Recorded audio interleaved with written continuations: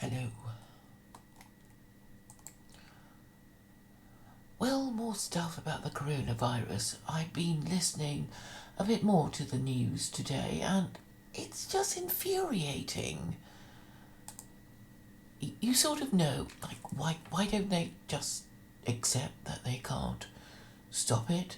So today they're talking about, um, um, instead of containment, it's delay. And then there's all sorts of technical things about, well, if we can just delay it for a month instead of 2 weeks, and if you tell people to stay away, and then the I don't know, the phase between one and the other will be a bit longer and allow the vaccine um, to be developed. And you think, even if it were developed, okay, what I suspect is that a lot of people who've been diagnosed as having the coronavirus are actually having nothing worse than the common, well, the flu. And maybe the equipment, the tests are not that accurate, and that it's all a mistake. I mean, it's like, I know the coronavirus flu is it's just another strain of flu, but this particular one is more virulent, and so, but it's still basically the same. So I think there may be mistakes made, and I mean, the latest one is Tom Hanks and his wife in Australia, saying they've got the bug, and their kids saying, oh no, they seem all right, mum and dad seem all right. So we don't know what it is. So every time we hear something, it's always six of one and half dozen of the other. And basically we're tired of this nonsense. So today I actually went to the shops and it was fine. There was actually a coronavirus sale. Well, they didn't call it the coronavirus sale, but there was a sale, and I picked up 2 tops, and I'm very pleased with the bargain that I got. And the food section was all right, very busy, lots of people. And then, almost ironically, this was Marks and Spencer's food. So they just left out a whole bunch of loo rolls, as if to mock the people, saying, well, if you haven't got your fill of loo rolls, here's a whole bunch of it, right in front of the till, so you won't go into panic mode of snatching up all the new loo roll you can find, because you think you're gonna be the one left without a big pack of loo rolls. And you think, if you live in I think most countries now have free newspapers, don't they? And we know what we can do with newspapers when we're finished reading them, and there's nothing else that we can use as loo roll.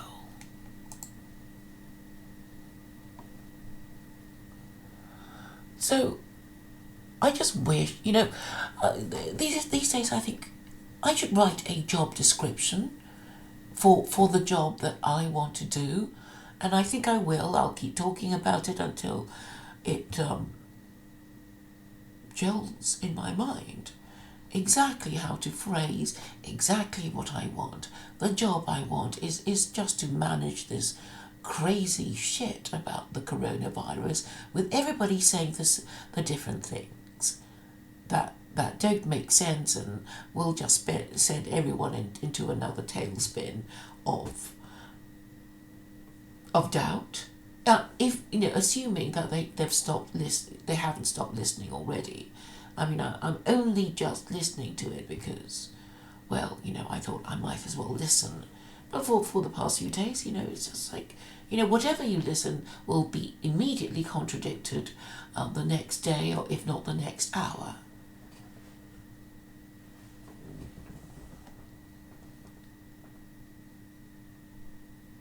No, I'm fine.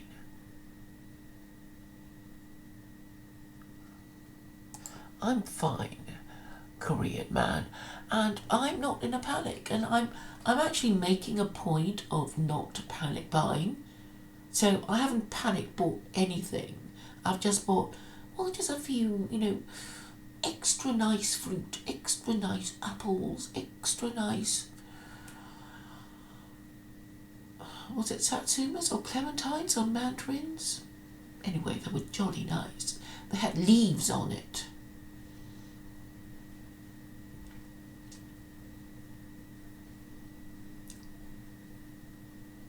And I guess if I'm the one left without any loo roll, I'll make alternative arrangements. And maybe tomorrow I'll pop down to the big supermarket that I usually go to and see what gives. I hope there will be enough pasta for me to buy, and maybe a bag of rice. But for all the other things, I'm reasonably well stocked. I mean, what I'd like is for sheepish people to return the hand sanitizers and the loo rolls and the tins of baked beans they must have bought in their panic. And okay, so you'll be asking me, how would I manage the scare? Look, I know people are dying. It's like, yeah, okay. So what? What do you expect me to do about it? What do you expect any doctor to do about it? There's no vaccine.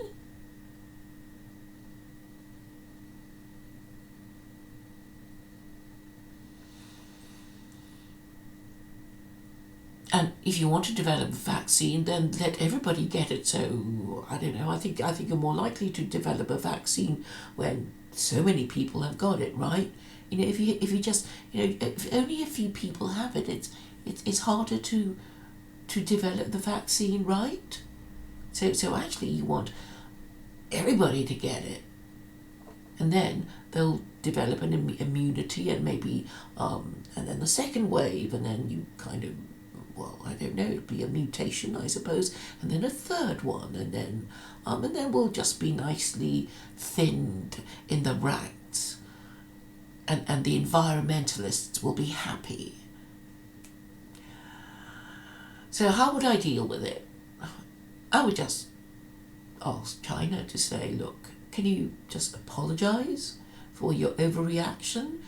We don't know what's happened to you, but we just didn't think, we just thought you'd cover it up, really. So maybe you'd like to say you overreacted, and that you didn't know how racist the rest of the Western world is, and so because China overreacted, all the stupid Western governments feel that they have to overreact too, to show how much they care about their people. But really, nobody's actually bothered. If you talk to the ordinary person, they still want to go to work because they know nobody's going to pay them to stay at home self-isolating. They still want to go to their football games and horse races and whatever, and they'll take their chances, and let them take their chances. The one who are scared, they can stock up on their hand sanitizers and stay at home and not meet anyone and wash their hands compulsively. But let those who want to do that, and the rest of us who want to go shopping and visit bars and whatever, we should just be allowed to do that. I mean, it's just stupid to say, oh, yeah, you can go to a bar, you can go to a restaurant, but it closes at 6, like what they do in Italy. So for some reason, more Italians are dying. Well, that's a bit of a mystery. I don't know. Is it anything to do with 5G? Some of the rumours are quite entertaining, I suppose. A black Facebook friend of mine was saying, black people don't seem to be dying. Black people might have an immunity to it, which is racist, maybe. But it's an interesting theory. And then somebody said, well, black people don't have 5G, do they? So we don't know. So we might as well let the disease run its course. I mean, if you know, we always have to go back to the bubonic plague, don't we? Because that was just the worst thing that happened to those poor old Europeans who, did they die out or what? There were 3 waves of it. It just sort of basically went around Europe, and then it went around Europe again, and then it went right round again for a 3rd time. And did it kill off the Europeans? No, it didn't. So what are you complaining about then? And there's no way you can stop it, because people are stupid. I mean, you've seen so many stupid scenes of some woman making this announcement saying, "Oh, you have to be so careful. You mustn't touch your face." And what did she do the next moment? She licked her fingers, in the way old people do when they want to turn a page over or something. It's really disgusting, but that was what she did. And then, okay, I was talking to a friend yesterday, and yeah, of course we were talking about the coronavirus, and then I touched my face, and he said, "You shouldn't touch your face." And then the next thing he did was he touched his face too. So it's just so stupid. It won't work. Whatever, ridiculous, outlandish way we think we're going to protect ourselves from it, other than just remembering to be extra careful and not, but in a way we have to keep calm and carry on and know that, we could get it, right? If we touch the wrong doorknob, if we touch the wrong lift button, if we, and then I guess we'll go back to, well, not go back to, because I didn't grow up with curtsying and bowing to people, but I've always thought it was a charming European thing. So yeah, maybe we can curtsy and bow to each other instead of shaking each other's hands and air kissing each other. So yeah, I would call China and say, look, can you just apologise for all this? I have to tell you this. I know somebody in China, so I was saying, how's it going? And say, oh, we're kind of quarantined. We can only go into our own apartment blocks, but we can't visit each other. And then a week later, it's like, oh, I've just visited 2 friends. And I said, but you're not supposed to. And they said, oh, well, the guards, they just, and they're still going to bars. So, and I think in the first week of the panic, those, apparently they people would be in a bar, and then there'd be these sort of coronavirus police saying, oi, there are too many of you, you're sitting too close together, hop it, or something like that. And then, of course, now they've given up, because you can't be on red alert the whole time. After a while, you'll just want to venture out again and, want to meet your friends in restaurants and do a bit of shopping and whatever. So it can't be contained. We have to accept that some of us are going to die anyway. And ultimately, okay, this is basically a male-female thing. The men will say, oh, it's nothing at all. And the women will go, and because they look after old people, or they're supposed to, and young children. So, let them take their precautions, and stay home. But for the rest of us who don't have to deal with such things, we can go about our business. And just hope for the best. And maybe, and I think contemplating our mortality every day is fine. I mean, it is a healthy thing to do, I would have thought. I mean, I've asked a few people about, how would you feel if you died of coronavirus today? Would you regret not doing stuff yesterday? And some people actually, what would you like to, what would you regret not having done? and he said nothing, and he's only a young man. You might say, a bit unimaginative, but I think it's actually quite a good sign to be so unimaginative, really, because when you say that you would not do anything differently yesterday, even if you knew you were going to die today, this suggests you're kind of already there, that you're happy enough. So I think we should daily contemplate our mortality, and obviously this coronavirus thing is making us do that. I popped into my doctor's today, and there was just only one person there, and so I said to the nurse, like, wow, it's really quiet, and she said, shh, don't tell anyone, it's been wonderful.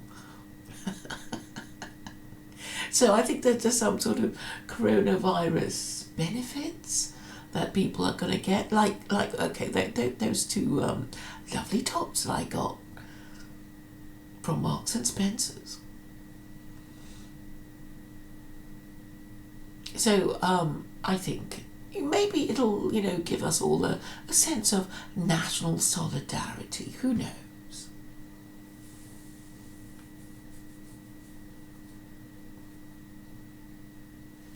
So, okay, this is how I would manage the news. I would get on the phone to China and say, look, just for everything, the whole world to calm down again. You, China, you apologise for overreacting, and okay, you can sort of scold Western nations. It's like, okay, this is a message I would give if I were the Chinese government. And, hello world. Very sorry to have overreacted. We didn't sufficiently consider that, how the rest of the world would react because of our reaction, and as it turned out to be, our overreaction.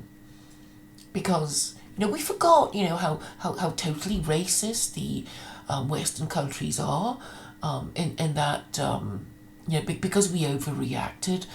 These stupid, critical, cowardly Western governments felt they had to overreact too. It's like, if China, known for being so indifferent to human rights and human life, have reacted so strongly against the coronavirus with its vast resources, weakened, Paul, stupid, frightened, or wanting to pander to our voters and show how much we care, even though we don't. They had to overreact, but with less personnel, less resources, fewer resources. Fewer personnel, I should have said. Fewer personnel, fewer resources, but just to keep up with the Chinese, because to show that they care. And really, they don't seem to care that a lot of businesses will be ruined because of the overreaction. What the Western governments should be saying, especially the European ones, it's like, historically, they've had their bubonic plague. It's like, well, what are you so worried about people hoarding your loo roll and your hand sanitizers? It's like, maybe you should think about believing in God to maybe calm your fears down. But what happened during the bubonic plague was that, there were 3 rounds of it. And Europeans just carried on and did all kinds of things and took over the world and fought 2 world wars and industrialized and had their wars of unification. It's like, what the hell are you on about? So a few people are going to die, and they'll mostly be elderly people who are already sick, who've had their innings. Let's just calm down and carry on.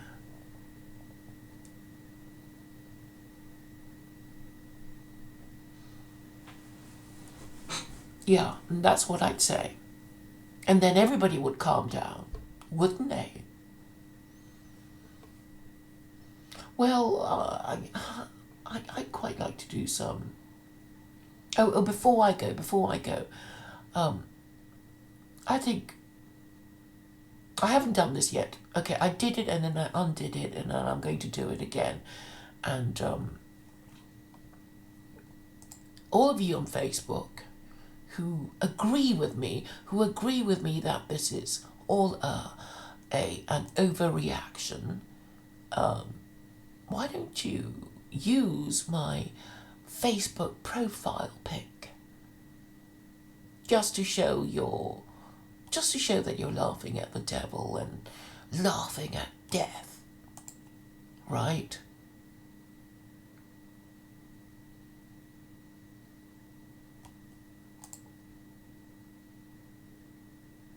Just to show that you're not afraid.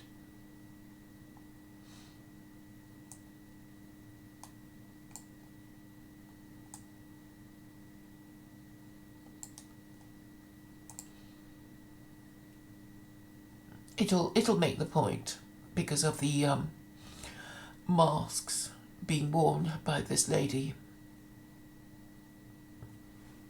And I think the ordinary person in the street is more unconcerned than the media who are reporting it obsessively, because they have to keep talking about it and I don't okay, A, the government message is not consistent. B, we don't have responsible media. So what they're doing is really, they want to calm us down and then they're going to frighten us and calm us down and frighten us and, switch our emotions on and off, well, like a switch. And they don't care because, as long as they've got a certain level of engagement and emotion and fear on the matter, people will listen in, and that's what they want. So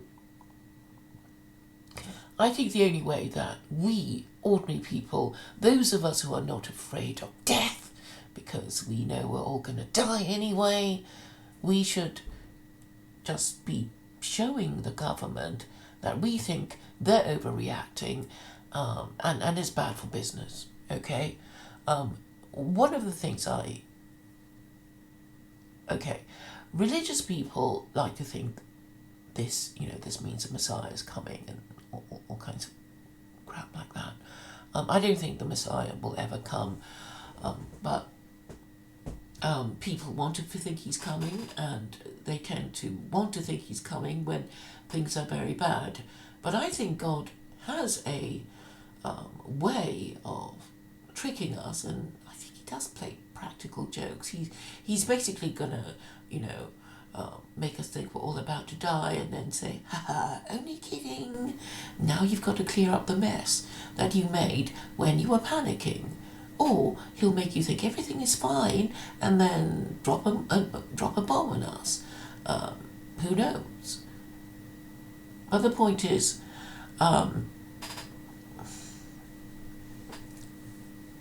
if he exists, he will want us to follow his rules.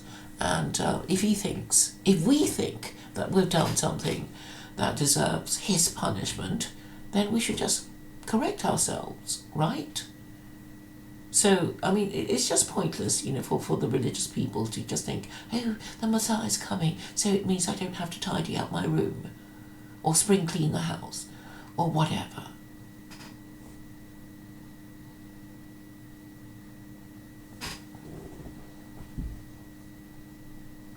So, I think that's kind of more or less what I'm going to say. Is there any questions? No, nothing in the chat.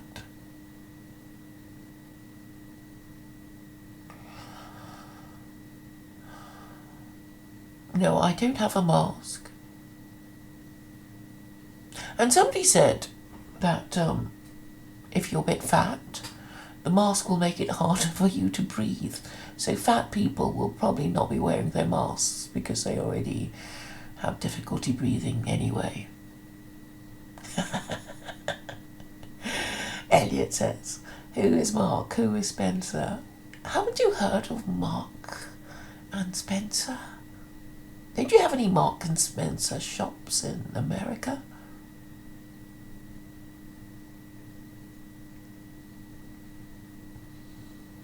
Yeah, well, I quite like my little idea of curtsying and bowing to each other instead of shaking hands and kissing each other.